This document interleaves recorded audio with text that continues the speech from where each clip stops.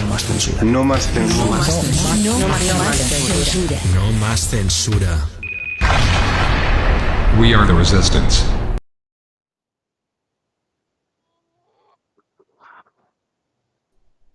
Y vamos a ver si se nos ve bien, etcétera, etcétera. Yo creo que se debería ver bien. Vamos a comprobarlo por aquí. Un saludo a la gente que ya hemos vuelto. Un saludo a todos los que estéis por aquí. Seguir compartiendo y darle like, que volvemos a conectar. Y en este caso, yo no me enrollo mucho porque vamos con los tiempos muy ajustados. Y mira, de momento voy ganando 3 minutos, que seguramente luego a lo mejor o lo necesitas tú mismo. Así que vamos en el tiempo de momento, que es lo que me he marcado hoy. Tenemos con nosotros, como estáis viendo en pantalla, supongo que se ve bien. Sí, se ve perfecto. A Rafa Millán, nuestro psicólogo favorito, nuestro psicólogo bueno.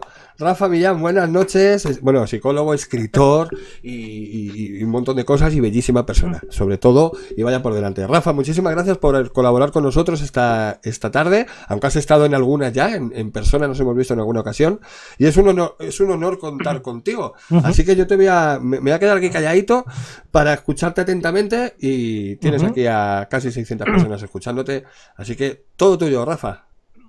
Muy bien.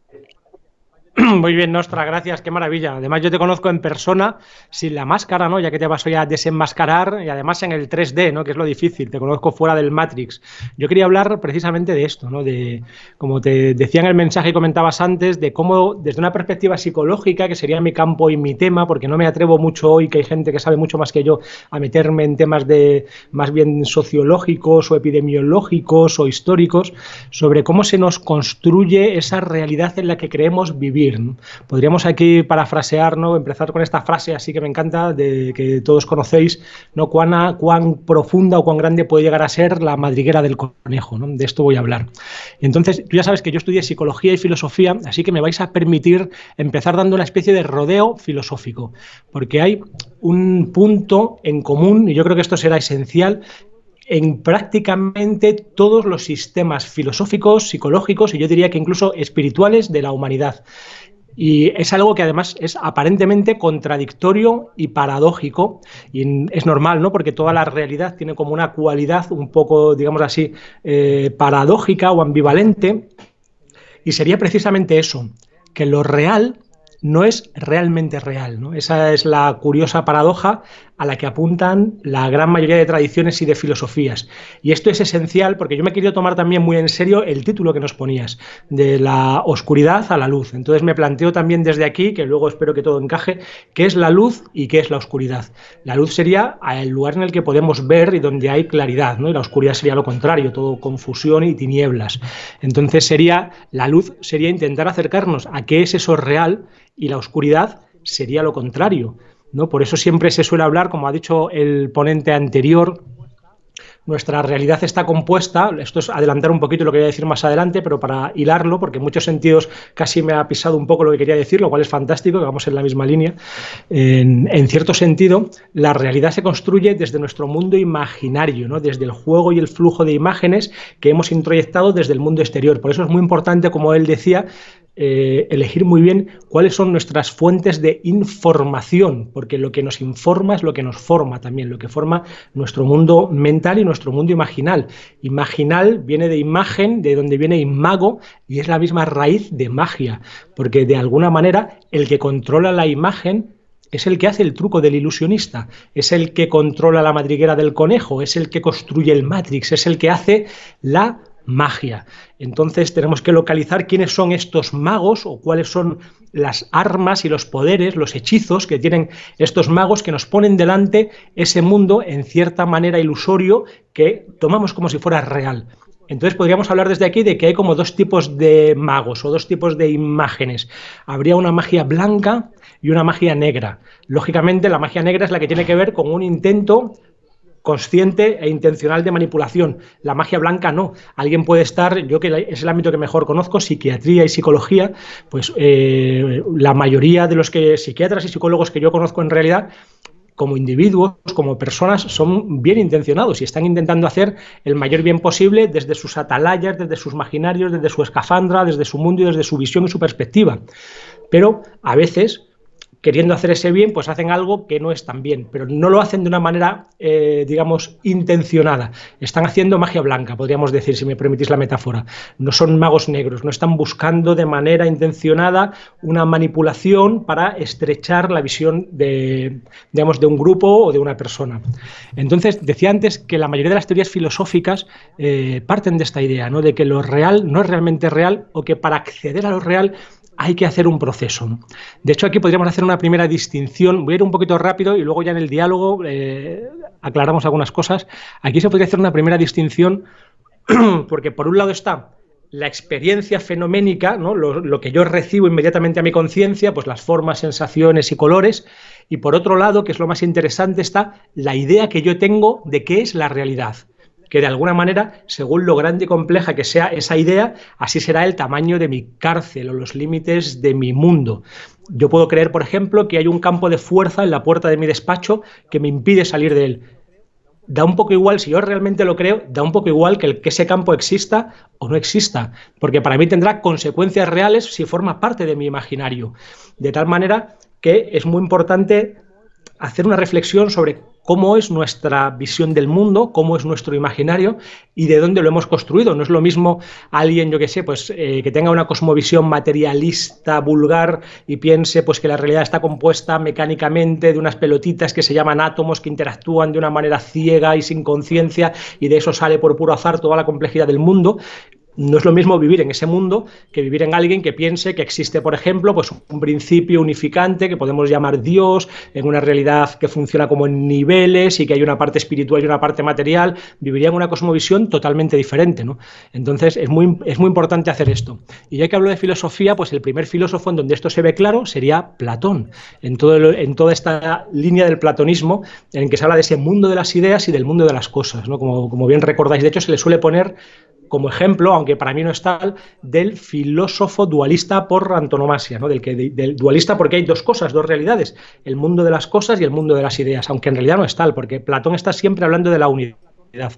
Y es muy interesante citar a Platón, del que, por ejemplo, Whitehead, también filósofo y matemático, decía que toda la filosofía occidental no es más que una nota a pie de página de Platón. Y si miramos ciertos aspectos de su filosofía, nos damos cuenta de que están totalmente de actualidad, incluso para hablar de ello aquí y ahora en una jornada de contrainformación de Nostra en el siglo XXI. Y sería el mito de la caverna, que todos conocéis, ¿no? En el que la gente está precisamente hablando de qué es real y qué no es real, sujetos a una especie de mundo de imágenes, de sombras, en el que un grupo de gente está pasando por delante de los presos de la caverna, no hace falta recordarlo mucho, esas sombras que ellos toman por realidades, ¿no? De hecho, cuando el filósofo, ¿no?, el hombre de conocimiento, es capaz de escapar de la caverna y descubrir el mundo real, necesita un tiempo para adaptarse, ¿no? Pues el sol le quema los ojos, ve las cosas y es un mundo demasiado extraño, y luego, naturalmente, como está haciendo Nostra, que sería como el filósofo de Platón, ¿no?, que sale de la caverna, quiere volver a la caverna para explicarles a las gentes que están allí presos, ¿no?, a los esclavos de la caverna, que realmente eso no es el mundo real, que están tomando un juego de imágenes, de magia, de imaginario, que alguien les está poniendo adelante intencionadamente. Recordáis que en la caverna, ¿no?, por delante de un fuego, que es el falso conocimiento, están pasando una serie de objetos que proyectan esa imagen en la pared, y lo único que ven los presos es la pared de la caverna, que hoy en una metáfora moderna podría ser, por ejemplo, la pantalla de cine, o directamente todo el juego de pantallas a través del cual adquirimos la información. Pues los presos no quieren salir de la caverna, ¿no? Este es el punto que se estaba hablando antes. Por eso tenemos que dar, como decía con toda razón para mí el ponente anterior, primero esperanza, ¿no?, un motivo por el que haya que salir de la caverna. Todas las filosofías idealistas, dejando a Platón, es igual, ¿no? Siempre hay como un fenómeno y un noúmeno, un mundo real que no puedo conocer y un mundo que aparece a mi conciencia. Y yo diría que incluso los materialismos y los empirismos, desde Aristóteles, Santo Tomás, etcétera, también funcionan así. La realidad no es lo que directamente aparece a mi conciencia, sino que necesito hacer pues una teoría, o necesito tener un conocimiento matemático de las causas que están en juego para generar ese mundo. Pero voy a ir un poquito más rápido porque estoy viendo que si no, no me va a dar tiempo. De hecho, claro, en una visión materialista siempre está como esto no quiero dejar de decirlo, siempre está como este punto de que si lo primero es la materia inerte, la materia mecánica, y la realidad se parece sobre todo como a un gran reloj o a un gran mecanismo, no se entiende muy bien cómo desde ahí puede salir toda la complejidad del mundo psíquico humano, toda la complejidad del mundo cultural y todo lo que estamos observando. Mientras que si fuera al revés, si la realidad se pareciera más a una gran idea o a, digamos, a un gran patrón informático, desde ahí parece más razonable pensar que sí se pueda entender que surja como una especie de mundo material. De hecho, desde la relatividad de Einstein, E igual a mc cuadrado, ¿no? La energía se condensaría en materia o en un ejemplo muy casero y muy vulgar o muy burdo, un videojuego, ¿no? Ahí lo que hay es una serie un videojuego en 3D, donde hay una serie de ecuaciones en las memorias de un ordenador que están generando un mundo para el jugador desde dentro aparentemente sólido y tridimensional, ¿no? Cuando realmente es una serie de elementos matemáticos, ¿no? De hecho, aquí siempre recuerdo una frase de Ortega y Gasset, el filósofo español, que decía que llegará un momento en que parecerá una verdad de perogrullo que tocar las cosas no es más que otra forma de pensarlas, ¿no? Interesante, ¿verdad? Si la realidad primera fuera sobre todo material, además, habría que acudir siempre como a una especie de petición de principio, ¿no? De dónde sale la parte de la conciencia. Hay una especie de deus ex machina, ¿no? Pero bueno, esto en cuanto a las filosofías, podríamos hacer un repaso mucho más fino de cómo todas las filosofías apuntan a que aquello que tomamos por real no tiene por qué serlo, o al menos hay que hacer una crítica y una revisión sobre qué es la realidad, ¿no? Luego estarían las psicologías, ¿no? Que para mí, excepto el conductismo y el cognitivismo, que los que me conocen sabéis que son dos de mis caballos de batalla, también la gran mayoría de escuelas psicológicas apuntan a lo mismo, ¿no? El conductismo directamente se deshace del problema porque no tiene detrás una filosofía, simplemente es una psicología práctica que piensa que toda la conciencia es una gran caja negra mediando entre el estímulo y la respuesta. Y para el cognitivismo hay una especie, la mayoría, aunque tampoco se plantea a fondo este problema muchas veces, hay una especie de realismo ingenuo en el que la realidad externa se representa en el sistema cognitivo, ¿no? De tal manera que esa es la categoría básica, la representación, ¿no? Que introduce un dualismo que ellos pretenden negar entre un mundo exterior y un mundo interior en donde me vuelvo a presentar, me represento esas realidades. Bueno, pero todas las demás escuelas, tampoco voy a perder mucho tiempo en esto, las escuelas de percepción sobre todo, y no digamos ya las psicoanalíticas o las humanistas, también apuntan a lo mismo, a que la realidad que yo estoy viviendo y percibiendo, incluso a nivel emocional, no es exactamente la realidad real, sino que tengo que hacer un proceso de desvelamiento, ya diría Platón, anamnesis, para ir llegando hasta allí, ¿no? Es alucinante, 2 milenios y medio largos después de Platón y todavía seguimos con el mito de la caverna, ¿no? Esto me encanta.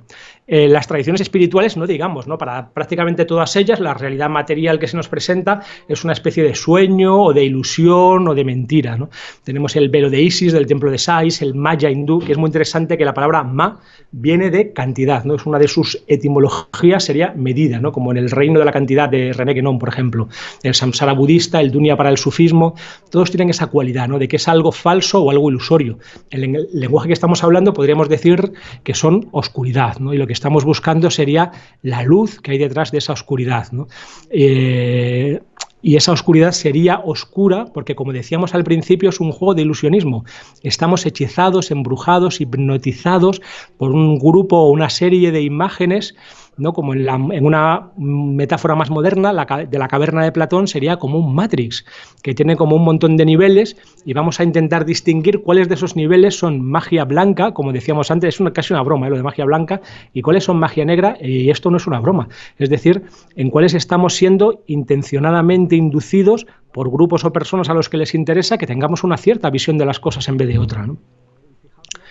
Y fijaos, ¿no?, cómo la metáfora del Matrix, ¿no?, tan omnipresente en el siglo XXI, es la misma también que la metáfora de la caverna de Platón, ¿no? Aquí entendemos mejor cuando dice Whitehead que toda la filosofía occidental es una nota a pie de página de Platón, ¿no?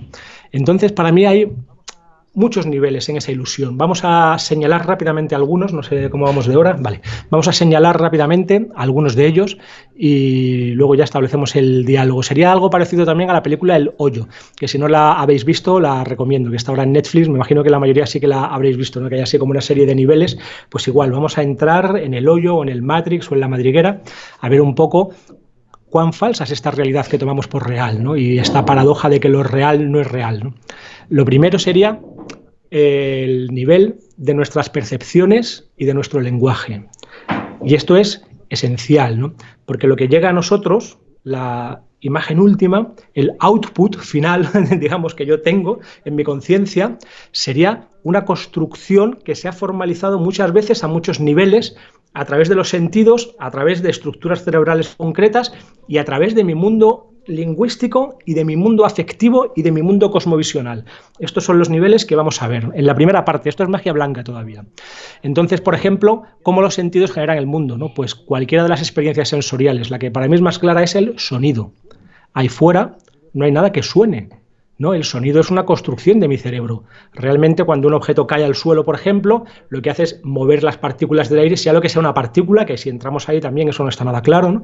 Lo que hace es mover esas partículas del aire que de alguna manera mueven, ¿no? Hay un movimiento en mi tímpano y eso genera una serie de impulsos electromagnéticos que en varias estaciones cerebrales que van al hipocampo hasta llegar a la corteza auditiva generan una sensación que yo llamo sonido. Pero no hay nada ahí fuera que suene, todo está en silencio, ¿no? Solo es un movimiento. Igualmente pasa con el color, ¿no? Que es una experiencia que yo llamo color, que simplemente está como pues unas frecuencias de onda muy difíciles de concebir incluso, que están, digamos, excitando ciertos aspectos o ciertas partes de la retina, ¿no?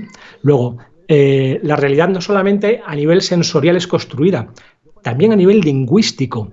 Yo cuando miro las cosas, yo veo, por ejemplo, un vaso o un plato, ¿no? Este es un ejemplo fácil y que me encanta. Pero yo veo un vaso o un plato porque en mí tengo ya esta categoría lingüística que está dando como un último barniz o una última mano a la realidad que yo estoy percibiendo. Para una cultura en la que no hubiera ni vasos ni platos, sino que utilizaran, por ejemplo, el mismo recipiente para comer y beber, no verían a lo mejor un vaso y un plato, verían una sola cosa o ninguna, o verían algo intermedio, o un alienígena que en vez de comer o beber a través de algo parecido a una boca, tuviera otro sistema nutritivo, pues vería otra cosa. Si a lo mejor el alienígena tiene la cabeza del tamaño de un puño, donde yo veo un plato o un vaso, podría haber una bañera o podría haber un casco, yo qué sé, o que veo un animal cuando yo veo un vaso, ¿no? Sin embargo, yo veo directamente el vaso. Luego está también la emergencia de los objetos. ¿Qué son los objetos? ¿Por qué los vemos como cosas separadas e independientes cuando en realidad no lo son? Yo solamente tengo perspectivas muy limitadas, nunca puedo ver una cosa en su totalidad, y aquí hay un ejemplo que me encanta, que está extraído del budismo, en el que uno se plantea, un budista se quiere tomar un té. Entonces, ¿cuándo realmente forma el té parte de mí? ¿No? Se pregunta esto, ¿no? Cuando lo tengo en la boca, el té forma parte de mí. Cuando lo tengo en el estómago, cuando está en mi sangre, cuando pensé en bebérmelo, nunca formó parte de mí, siempre formó parte de mí. Qué cosa más rara, ¿no? Si vamos una vez más a una cosmología relativista, ¿no? Desde la perspectiva de Einstein, en el que el tiempo, como sabéis, es una condición de igualdad respecto a las tres espaciales, nunca hubo una separación entre el té y yo, siempre fuimos la misma cosa porque el espacio-tiempo se da de una vez por todas, ¿no? Luego también el lenguaje es una cosa increíble y mágica, ¿no? Que no es una convención. Esto es muy importante porque tenemos que recuperar el poder sobre el lenguaje. Si yo no tengo poder sobre el lenguaje, otro lo tendrá sobre mí y configurará mi mundo y mi mente y mi cerebro desde su uso del lenguaje. Por eso es tan importante preservar el lenguaje y hacer una revisión crítica, ¿no? Normalmente se dice que el lenguaje se conviene, que hay como dos trogloditas muy feos, ¿verdad? Esta es la imagen de los libros de texto y uno señala un árbol y dice árbol. Y entonces ya conviene los dos, venga, sí, vamos a llamar árbol al árbol. Pero eso es una chorrada para yo siquiera ver, para que emerja en mi campo de conciencia el objeto árbol con una objetividad dentro de mi ámbito, tengo que tener ya un preconcepto de qué significa un árbol, ¿no? Ya la etiqueta da igual, que lo llame árbol o lo llame con cualquier otra etiqueta, es lo de menos, ¿no? La cosa es que eso ya, de alguna manera, ya existe, el lenguaje está configurando nuestro mundo, no es algo... digamos que yo pueda de una manera convencional fabricar, porque para ponerme yo de acuerdo además con el otro troglodita de que el árbol es árbol, tenemos que poder tener un lenguaje, ¿no? Y luego ya está el tú y el yo, ¿no? Que eso ya tengo en mi libro, Las enfermedades mentales no existen, son los padres, que lo tengo por aquí, así me hago autopublicidad. Dedico varios capítulos a intentar entender qué es el yo. Y no hay manera, ¿no? Porque cualquier cosa que yo creo que es el yo no es más que un contenido de mi conciencia, ¿no? Yo no soy lo que pienso, porque eso es, si pensara de otra manera, seguiría siendo yo. Yo no soy lo que siento, yo no soy mi cuerpo, si pierdo un miembro sigo siendo yo. Yo, si no fuera español y fuera sería yo, no sería yo. Entonces, realmente al final no hay yo, no hay tú, todo se diluye, ¿no? Porque quién soy yo, quién eres tú y quién es el mundo, cómo funcionan todas estas categorías lingüísticas, son muy importantes y eso viene dado de alguna manera. El mundo es, el lenguaje es sobre todo simbólico. Y esto es muy importante también, porque las categorías simbólicas que manejamos cambian por completo nuestra vivencia del mundo, nuestro matrix y nuestra realidad. En una cultura en que la palabra que sea amistad o noviazgo, la forma de vivir el amor fuera diferente, haría que todo cambiara, ¿no? Incluso las cosas más biológicas están simbólicamente determinadas. Para mí cualquier cosa no es un alimento, o incluso el erotismo no funciona igual en unas culturas que en otras.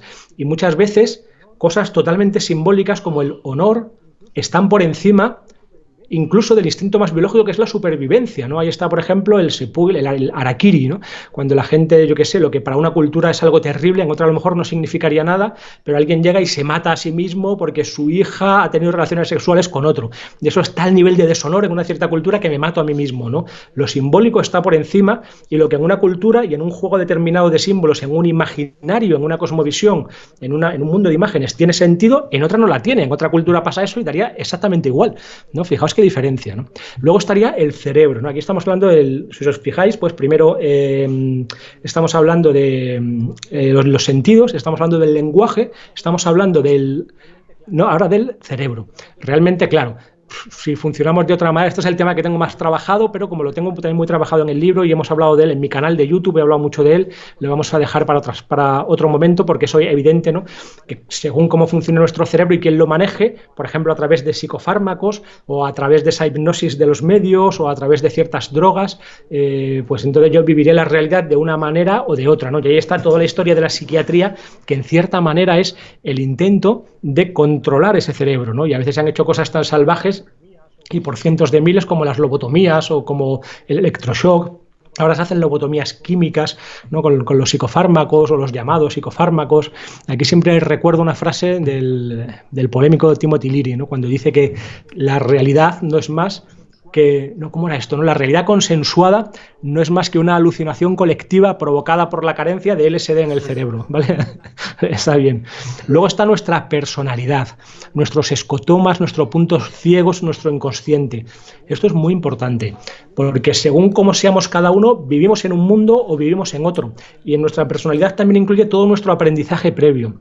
Para un grupo de personas que están viendo el mismo paisaje, por ejemplo, o una misma tierra, pues si esa fue la tierra, no será lo mismo, yo que sé, para un pintor, no verá lo mismo que un paisajista, o que un labrador, o que un edafólogo, el que estudia los planos, ¿no? De un paisaje, o no verá lo mismo una persona que esa tierra es suya o no es suya, lo cual son puras categorías simbólicas. O si, yo que sé, el primer beso que di con mi pareja fue en esa tierra, para mí significará algo muy diferente que si es la tierra en que están enterrados mis familiares, y no es más que la misma materialidad, ¿no? Sin embargo, nuestra vida emocional e inconsciente lo va colonizando todo y al final vivimos ahí, porque el mundo es sobre todo, como estamos viendo, significativo, axial, de valor, ¿no? Con el eje axial y emocional antes que material.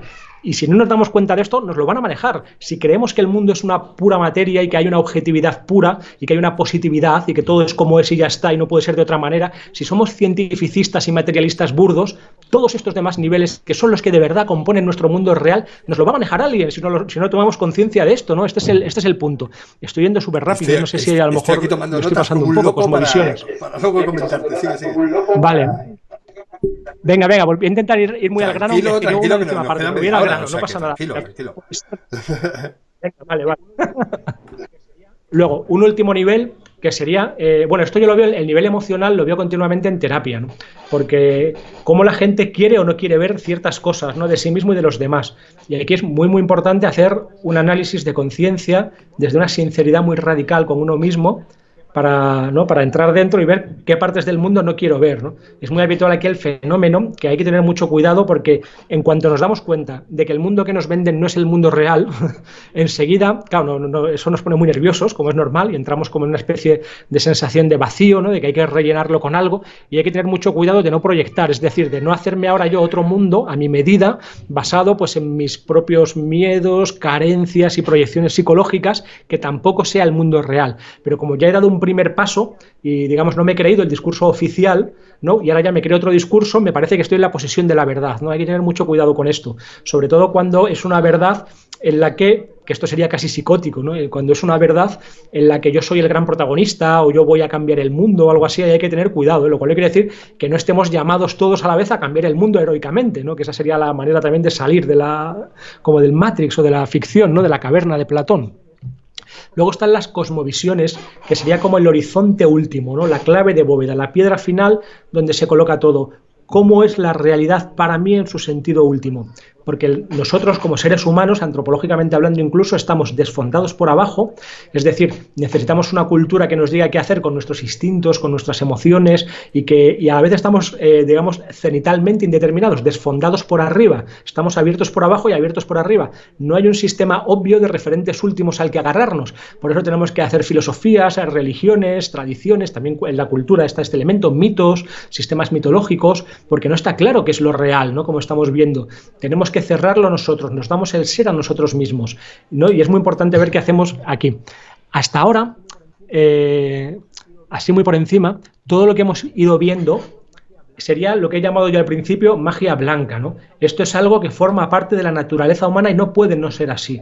Al contrario que otros vivientes, probablemente, el ser humano no tiene su mundo hecho, tiene que hacerse el mundo, tiene que darse el ser a sí mismo, tiene que decirse quién es, qué es el mundo, cuáles son sus objetivos, cuál es su intención, por qué está en el mundo, ¿no? ¿Quién soy, de dónde vengo, a dónde voy, qué hago yo en el mundo, ¿no? Las grandes preguntas que de diferentes maneras han ido resolviendo las grandes filosofías y culturas. Y esto es inevitable. La cosa es ¿quién nos resuelve esto, ¿no?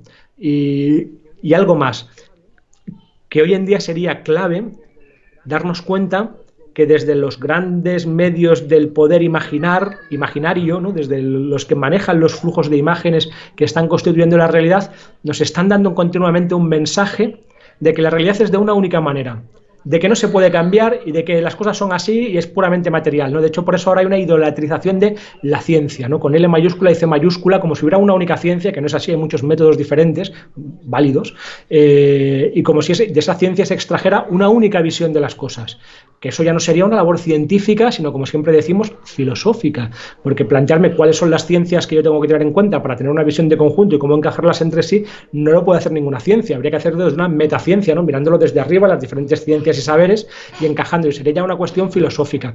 Esto es muy importante, ¿no? Porque uno de los grandes bulos que está volviendo loca a nuestra conciencia y a nuestra psique es pensar que vivimos en un mundo que es pura materia vacía o que es de una única manera o que es unidimensional, un mundo chato, un mundo sesgado, un mundo desencantado, ¿no? Volvemos a esta categoría un poco romántica del encantamiento del mundo. Y si creemos que vivimos ahí, pues poco podemos hacer más que pues quedarnos en casa, en calzoncillos, comiendo risquetos y viendo Netflix o algo así, ¿no? Porque en un mundo que no tiene sentido, en un mundo en el que no hay dimensiones profundas o en un mundo en el que no hay nada más, o yo como ser humano no tengo objetivo más que soy una cosa que se alimenta, se reproduce, crece, muere y ya está, como dicen todas las filosofías y psicologías modernas y posmodernas, pues entonces nada, no hay nada que hacer, ¿no? Estamos perdiendo el tiempo en todo. Yo creo, ¿no? Entonces, creo que por eso estamos un poquito así, ¿no? Sí. Porque a la gente, el hecho de tenernos en casa ahora, habrá mucha gente que estará tirada en el sofá, viendo Netflix, pero es que llevan haciendo esto años, entonces, bueno, pues tampoco les es tan raro, ¿no? Lo que está pasando. Perdón. Sigue. Claro. Ya esto los llamo con perdón de Dios, porque en Facebook los llamo los comedores de risquetos, ¿no? Porque yo me lo imagino así, ¿no? Que es lo que yo estaría haciendo seguramente, estar todo el día en calzoncillos comiendo risquetos, viendo teleseries y engordando, ¿no? Pero bueno, por suerte he dejado los risquetos, sigo engordando, pero no son risquetos. Ya. Te se ha acostumbrado el personal. Va, sigue, perdón. Eso.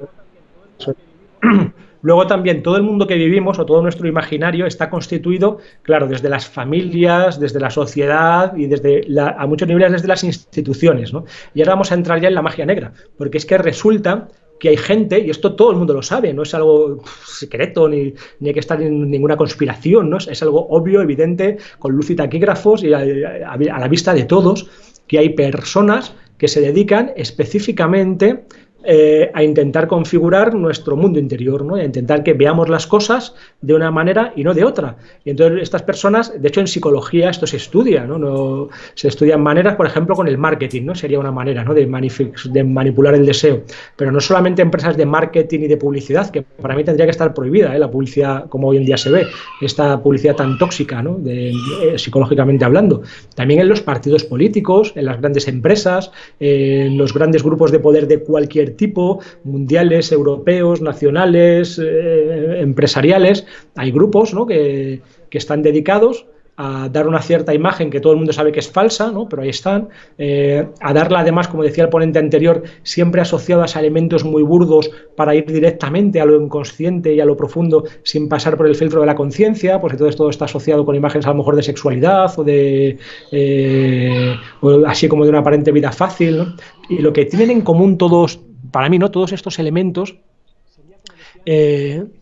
sería, como decía antes, que están intentando que vivamos en un mundo desencantado, que no tenga profundidad, porque entonces ahí sí que estaríamos totalmente como ya aborregados en encefalograma plano, ¿no? Viviríamos en una realidad totalmente densa y dada, ¿no? Que esto es un mito, ¿no? Hay toda una serie de autores que, ahí no recuerdo el nombre, el mito de lo dado, ¿no? Como si el mundo estuviera como algo dado de una vez por todas y yo no puedo hacer nada, ¿no? Pero no es así. Precisamente lo que aquí estamos buscando es recuperar, podríamos decir, el espíritu, si queréis de una manera metafórica, recuperar la profundidad y la hondura en el que nos volvamos a sentir protagonistas de un mundo de una manera heroica, como seres humanos, con todo lo que eso significa y con todas las dimensiones de lo humano, que son emocionales, que son psicológicas y para mí incluso espirituales. Y solamente desde ahí volver a reencantar y a volver a resignificar el mundo. Pero tenemos que darnos cuenta que el que maneja los significados, el que maneja el lenguaje y el que maneja las imágenes es como un chamán o como un mago que maneja nuestro mundo y nuestra vivencia del mundo. Lo más íntimo de nosotros realmente está construido desde ahí. ¿A quién le estamos dando este poder? ¿Quién maneja nuestro lenguaje? ¿Quién maneja nuestras imágenes? Esto yo no lo sé, no tengo certeza, tengo algunas sospechas, pero creo que sería irresponsable por mi parte decirlo, porque yo solo soy psicólogo, ¿no? Pero yo creo que hoy hablará mucha gente también de esto y al final del día los que se queden y vean toda la jornada les quedará claro. Entonces quería leer, claro, las instituciones lo intentan, ¿no? Por suerte ya no nos las creemos, ¿no? Yo sí que veo una cierta esperanza en el sentido de que ya muy poca gente se cree las instituciones, ¿no? Ahora vemos al Pedro Sánchez saliendo cada día a darnos una charlita, o al de Sanidad, se parece como a Mortadelo, así un poco al otro, ¿no? Se parece, ¿os acordáis? A la gente que nos escuche esa serie de Érase una vez en la vida, secreto, el que hacía de Virus, el pelirrojo, pues es igual, ¿eh? El Virus. Sí, que se hacía de Virus, ¿no? Pero no hacía de Virus. También, el pelirrojo ese. Sí. La realidad es un chiste, todo es un chiste. Pues entonces cuando salen así a darnos la charla, eso ya, digamos, mucha gente ya no se lo cree, ¿no? Entonces no tienen un control directo de nuestras conciencias, ¿no? Pero yo quiero decir, porque conozco a alguna gente de este grupo, que tengamos cuidado de no empezar a creernos cualquier otra chorrada, que tenemos que ser muy serios y estudiar todo lo que podamos, ¿no? Para intentar no pasar de no caer de la sartén para caer en las brasas, ¿no? O sea, a las brasas. No pasar de creernos una película claramente errónea a creernos una película todavía peor, ¿no? Y no estar proyectando, ¿no? Como el enemigo exterior, porque también hay un enemigo interior, claro que también hay un enemigo exterior, ¿no? Y mira, quiero leer un texto que son 2 párrafos para acabar de Huxley, ¿no? Cuya lectura recomiendo a todo el mundo, ¿no? Uno de mis autores que más me ha marcado. Mira, lo encontré en Facebook y hay una introducción que es un párrafo más, voy a leer también la introducción, en el que está hablando como de mundos distópicos y de cómo vivimos en un mundo que es como, habréis visto muchos ese gráfico porque tiene un montón de gracia, ¿no? Que cogen las principales novelas distópicas, ¿no? De Un mundo feliz, 1984, Fahrenheit, Matrix, tal, y todas así van confluyendo y en el medio de todas, donde todas intersecan, dice, usted está aquí, ¿no? Pues eso, es algo así. Entonces, mira, dice, las 2 novelas futuristas más influyentes del siglo XX, Un mundo feliz y 1984, se publicaron con solo 16 años de diferencia en el 32 y en el 48 respectivamente. Ambas plantean una visión distópica del futuro, pero desde perspectivas diferentes. En el 1984 es un gran hermano totalitario y omnipresente quien vigila y oprime a las masas, mientras que en el Brave New World, ¿no? Que el mundo feliz de Huxley, son los propios ciudadanos los que se narcotizan con la droga, el soma y el entretenimiento para abstraerse en su absoluta falta de libertad, ¿no? Que serían los comedores de risquetos, de alguna manera. A estas alturas quedan pocas, y todos tenemos dentro un comedor de risquetos, ojo, que no critico a nadie. Yo soy el primero que tengo que tener muy controlado a mi comedor de risquetos, porque si no enseguida da un golpe de estado y toma el poder y me veo toda la tarde viendo una teleserie con risquetos. A estas alturas, espera, voy a acabar esto, quedan pocas dudas sobre cuál de los 2 modelos de control social ha acabado imponiéndose, ¿no? Lógicamente el segundo. George Orwell escribió su novela cuando empezaba a conocerse en Occidente los horrores del régimen estalinista, que hasta entonces, incluso mucho después, habían inspirado a intelectuales contestatarios europeos. Pero Huxley lo tenía bien claro. Y ahora viene la cita de Huxley, que me encanta y que creo que da un paso más respecto a todo lo que he dicho y le da un sentido y un broche final, ¿no? Dice Huxley mismo, y se puede encontrar la entrevista entera fácilmente en YouTube. Dice Huxley: yo creo muy improbable que las dictaduras del futuro se vayan a parecer a las del pasado inmediato, que sería donde estamos ahora, las dictaduras del futuro para Huxley. Si quieres mantener tu poder indefinidamente, necesitas conseguir el consentimiento de los gobernados, ¿no? Manipular su mundo interior para que ellos acepten ser gobernados y encima se crean libres de estar siendo gobernados, ¿no? Y eso lo conseguirás en parte mediante drogas, como anticipé en Un Mundo Feliz, y en parte mediante técnicas de propaganda, explicaba el escritor en una entrevista con Mike Wallace emitidas en 1958. ¿Cómo llevan a cabo este control social las dictaduras del futuro? Eludiendo la parte racional del hombre y apelando a su subconsciente y a sus emociones profundas, e incluso a su fisiología, ¿no? Que son los niveles que hablábamos antes de la madriguera del conejo o del Matrix, ¿no? El nivel de las percepciones, el nivel de las emociones, el nivel de las cosmovisiones, del inconsciente, por supuesto, el nivel fisiológico cerebral, etcétera. De modo que finalmente consigan amar su propia esclavitud. Creo que ese es el verdadero peligro, es que la gente puede ser en cierto modo feliz bajo el nuevo régimen, pero será, ¿no?, esa felicidad de lata de la que estamos hablando todo el rato, pero será feliz en situaciones en las que no debería ser feliz. Prosigue Huxley para finalizar advirtiendo del futuro desarrollo de nuevas drogas tecnológicas, que de alguna manera es lo que estamos, ¿no? El móvil de alguna manera sería como una droga tecnológica para Huxley, ¿no? O el enganche que tenemos a tantas cosas, y métodos de propaganda para controlar a la población. Después de todo, concluye, el precio de la libertad es la eterna vigilancia.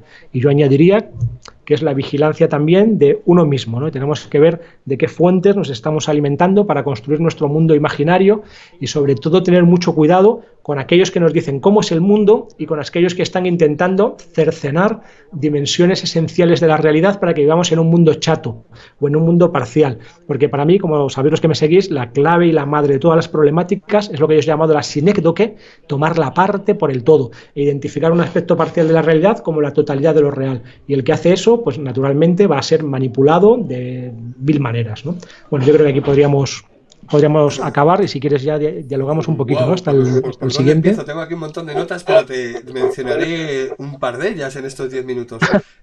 Bueno, esto último que dices es lo que llevo comentando mucho tiempo, ¿no? Que el decir, a ver, que nos podemos centrar en una porción del pastel que nos están enseñando de esta fiesta, ¿no?